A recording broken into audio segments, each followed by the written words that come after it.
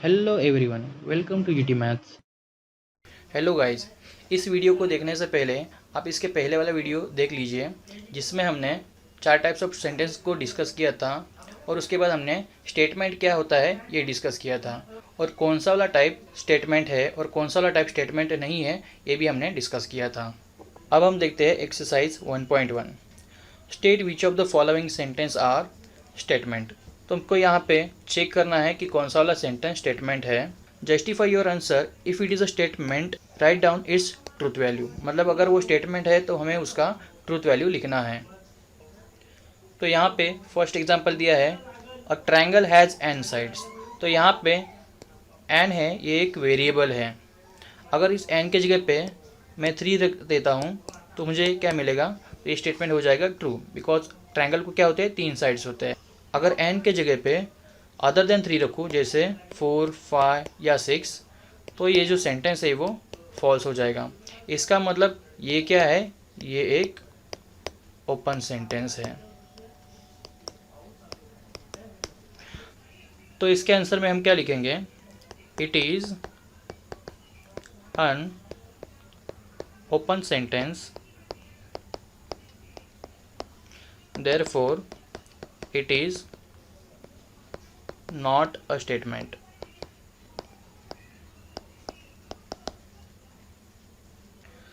Next example है, sum of interior angles of a triangle is 180 degree. तो यहाँ पे हम डिक्लेयर कर रहे हैं सम ऑफ इंटीरियर एंगल्स जो है वो 180 डिग्री होता है।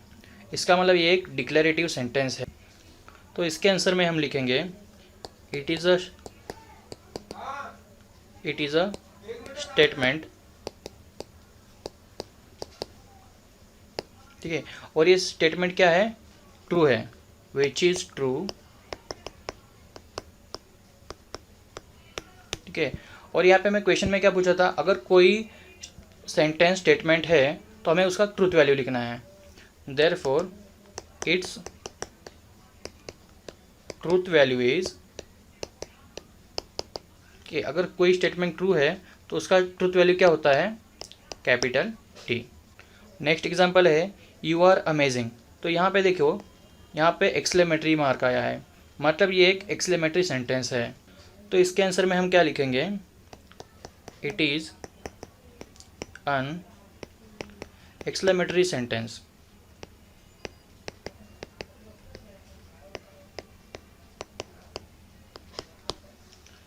ये एक्सक्लेमेटरी सेंटेंस है इसलिए ये स्टेटमेंट नहीं है।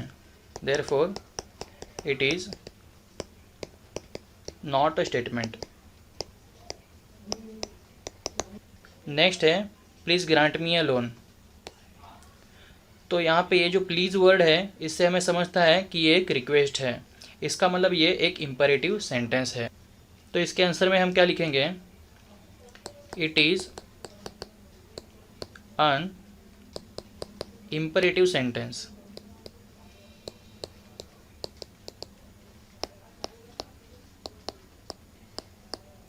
ये एक इम्परेटिव सेंटेंस है इसलिए ये स्टेटमेंट नहीं है।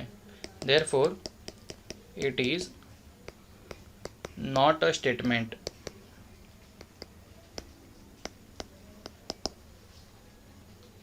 नेक्स्ट है, √-4 इज़ ए इरेशनल नंबर।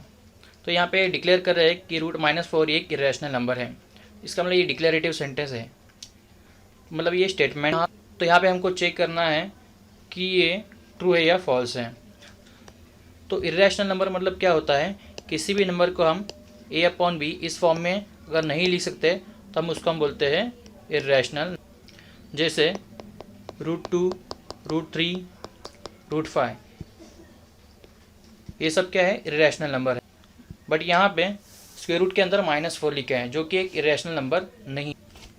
इसका मतलब इसका ट्रूथ वैल्यू है फॉल्स। तो यहाँ पे ये एक स्टेटमेंट है जो कि फॉल्स है। सो हम लिखेंगे it is a statement which is false. Therefore its truth value is capital F, that is false। तो यहाँ पे हमको नेक्स्ट एग्जांपल दिया है x² - 6x + 8 = 0 इम्प्लाइज x = -4 और x = -2। यहाँ पे इस सेंटेंस में वेरिएबल है बट हमको x के पर्टिकुलर दो वैल्यूज़ भी प्रोवाइड किए हैं, मतलब ये एक डिक्लरेटिव सेंटेंस है। अब हमको चेक करना है कि ये जो डिक्लरेटिव सेंटेंस है ये ट्रू है या फॉल्स है। तो इसके लिए हमको ये जो क्वाड्रेटिक इक्वेशन दिया है उसको सॉल्व करना पड़ेगा। सो यहाँ पे दिया x² - 6x + 8 = 0। तो दो ऐसे हमको नंबर चाहिए जिनका मल्टीप्लिकेशन हो +8 और जिनका एडिशन हो -6। तो वो दो नंबर है -4 -2। तो हमको यहाँ पे दो फैक्टर मिलेंगे x - 4 x - 2 = 0। देयरफॉर हमको x के दो वैल्यूज़ मिलेंगे x = 4 और x = 2। देखो यहाँ पे हमको मिला है x = 4 या फिर x = 2, बट हमको क्या दिया है x = -4 एंड x = -2, मतलब ये जो सेंटेंस है ये फॉल्स है, ये सेंटेंस फॉल्स है। तो हम आंसर में लिखेंगे it is a statement which is false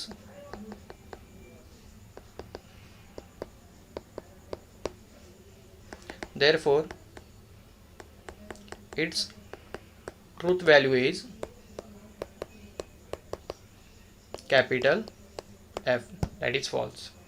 next example है ही इज़ एन एक्टर। तो यहाँ पे ये जो वर्ड ही है ये क्या है, एक प्रोनाउन है।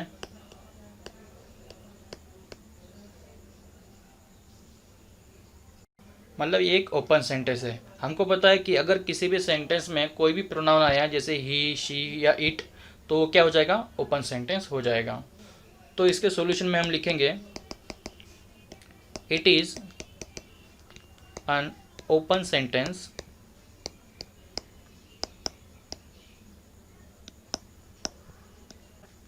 therefore it is not a statement।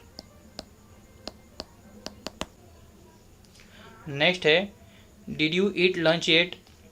देखो यहाँ पे क्वेश्चन मार्क है, मतलब ये एक इंटरोगेटिव सेंटेंस है, मतलब ये स्टेटमेंट नहीं है। तो इसके आंसर में हम लिखेंगे it is an interrogative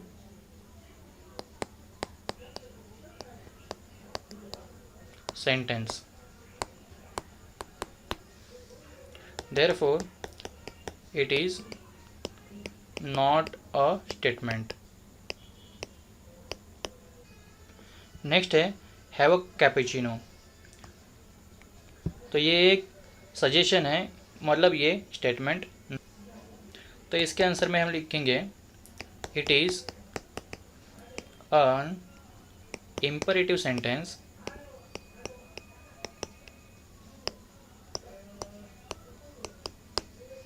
therefore it is not a statement।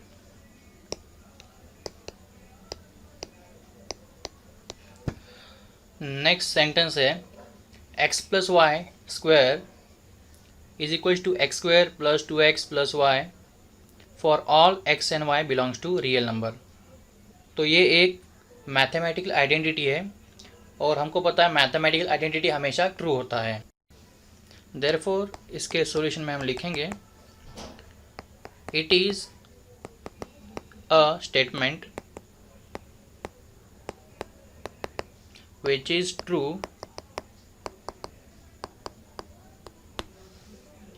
therefore its truth value is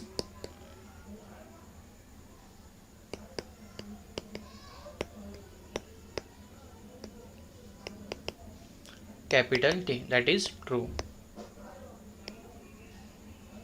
so next है every real number is a complex number. तो ये एक ट्रू स्टेटमेंट है। तो हम सबको पता है नेचुरल नंबर का सुपरसेट है होल नंबर का सुपरसेट है इंटीजर्स का सुपरसेट है रियल नंबर्स, और रियल नंबर का सुपरसेट है कॉम्प्लेक्स नंबर। इसका मतलब ये जो सेंटेंस है ये क्या है, डिक्लेरेटिव सेंटेंस है और ये ट्रू है। तो यहाँ पे हम इसके आंसर में लिखेंगे it is a statement which is true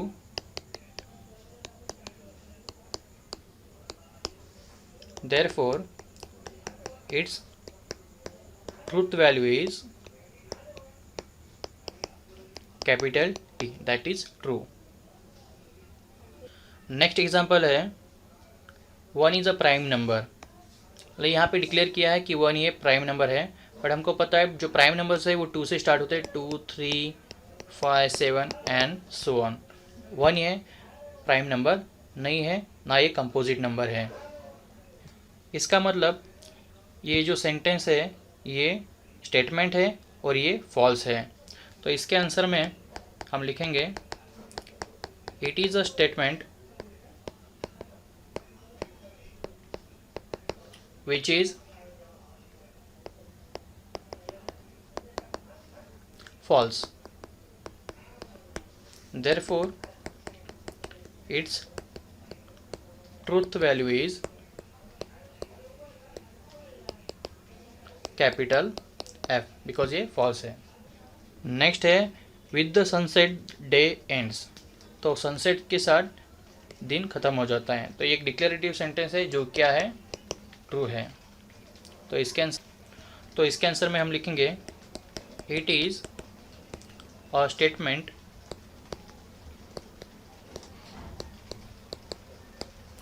which is true therefore its truth value is capital T। Next है 1 फैक्टोरियल इज इक्वल टू 0। तो यहाँ पे ये जो एक्सक्लेमेटरी मार्क्स है ये कोई स्ट्रॉन्ग फीलिंग एक्सप्रेस करने के लिए यूज़ नहीं किया है, ये एक मैथमेटिकल नोटेशन है जिसका मीनिंग होता है, अगर मैं जैसे यहाँ पे लिख दूँ n फैक्टोरियल, तो हमको क्या करना है n से लेके 1 तक सभी नंबर को डिक्रीजिंग ऑर्डर में मल्टीप्लाई करना है। जैसे n into n minus 1 n minus 2 and so on up to ये करना है हमको 1 तक। जैसे 5 फैक्टोरियल को मैं लिखूँगा 5 into 4 into 3 into 2 into 1।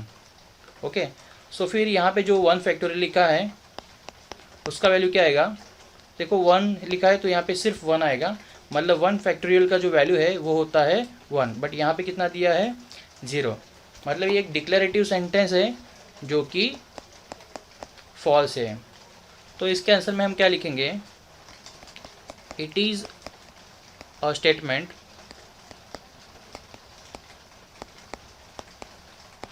which is true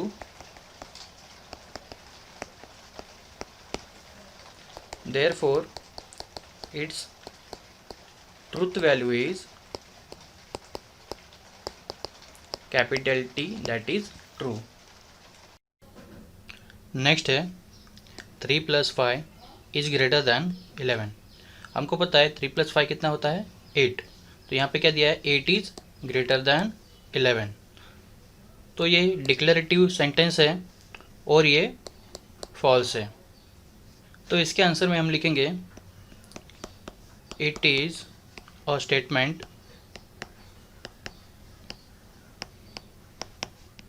which is false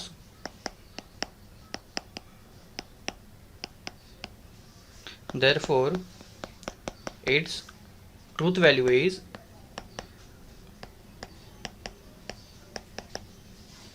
capital F, that is false। Next है the number pi is a irrational number. तो हमको पता है कि पाई एक इरेशनल नंबर है जिसका वैल्यू है 3.1415 एंड सो ऑन। तो हम इसके आंसर में लिखेंगे it is a statement which is true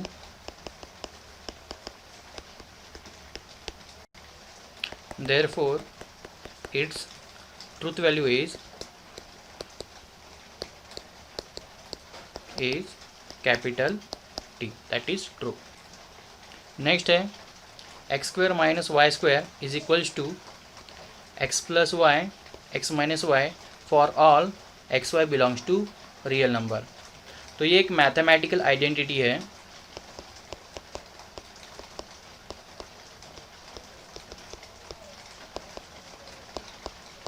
जो कि हमें पता है मैथमेटिकल आइडेंटिटी ट्रू होती है। सो इसके आंसर में हम लिखेंगे it is a statement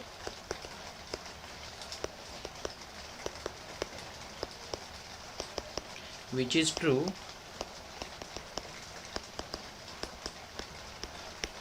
and therefore its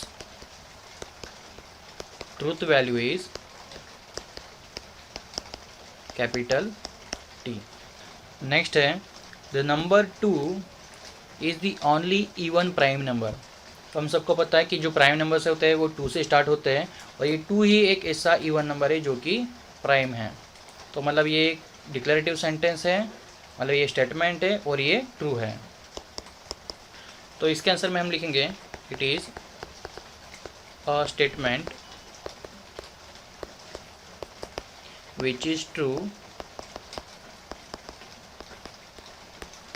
and therefore its truth value is capital T।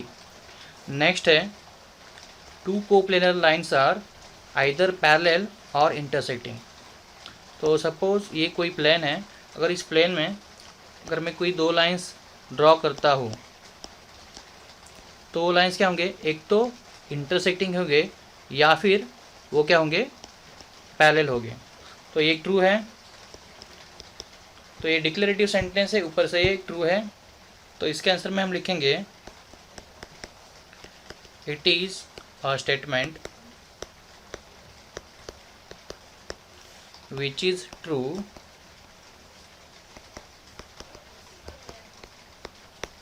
Therefore its truth value is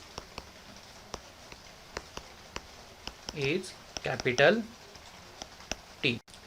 next है number of arrangements of 7 girls in a row for a photograph is 7। तो यहाँ पे 7 girls का arrangement एक रो में photograph के लिए 7 वे से हो सकता है। तो एक्चुअली ये फॉल्स है, बिकॉज जो 7 गर्ल्स का जो अरेंजमेंट अगर एक रो में करेंगे तो हमको मिलेगा 7 फैक्टोरियल। सो यहाँ पे इसके आंसर में हम लिखेंगे इट इज़ अ स्टेटमेंट। तो ये एक स्टेटमेंट है जो कि फॉल्स है, so which is false therefore its truth value is capital F, that is false. Next है गिव मी कंपास बॉक्स। तो यहाँ पे जो गिव मी कंपास बॉक्स ये जो है ये एक ऑर्डर है, मतलब ये एक इम्पेरेटिव सेंटेंस है। हमको पता है कि इम्पेरेटिव सेंटेंस ये स्टेटमेंट नहीं होते। तो हम सॉल्यूशन में लिखेंगे it is an imperative sentence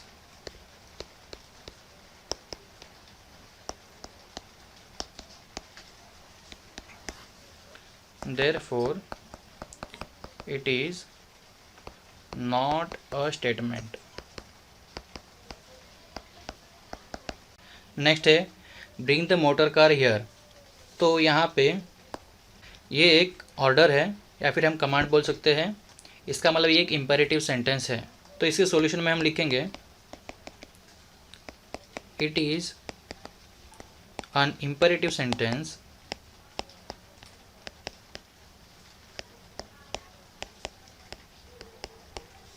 therefore it is not a statement। Next है इट मे रेन टुडे। तो यहाँ पे ये जो वर्ड टुडे है ये एक वेरिएबल की तरह है। तो ये जो सेंटेंस है किस दिन बोला है हमको पता नहीं है। तो अगर किसी भी सेंटेंस में टुडे, टुमारो या येस्टरडे आता है, मतलब वो क्या होता है, ओपन सेंटेंस होता है। और हमको पता है ओपन सेंटेंस ये स्टेटमेंट नहीं होते हैं। देयरफॉर इसके सॉल्यूशन में हम लिखेंगे it is an open sentence, therefore it is not a statement. Next है if a plus b is less than 7 where a is greater than equals to 0 and b also greater than equals to 0 then a is less than 7 and b also less than 7। तो यहाँ पे ये sentence है ये true है। तो यहाँ पे अगर मैं किसी भी दो नंबर का एडिशन करूँ, अगर वो मुझे लेस देन 7 मिलता है, इसका मतलब वो दोनों भी नंबर क्या होंगे, लेस देन 7 होंगे। इसलिए ये जो सेंटेंस है ये ट्रू है और ये डिक्लेरेटिव सेंटेंस है, इसका मतलब ये स्टेटमेंट। तो इसके आंसर में हम लिखेंगे it is a statement which is true, therefore its truth value is capital. Next है can you speak in English. देखो यहाँ पे क्वेश्चन मार्क आया है, मतलब ये इंटरोगेटिव सेंटेंस है, अगर हमको पता है इंटरोगेटिव सेंटेंस ये स्टेटमेंट नहीं। तो इसके आंसर में हम लिखेंगे it is N interrogative sentence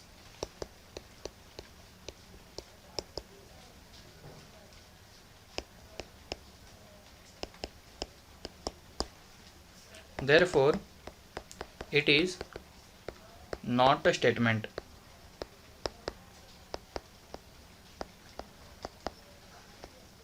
Thanks for watching this video.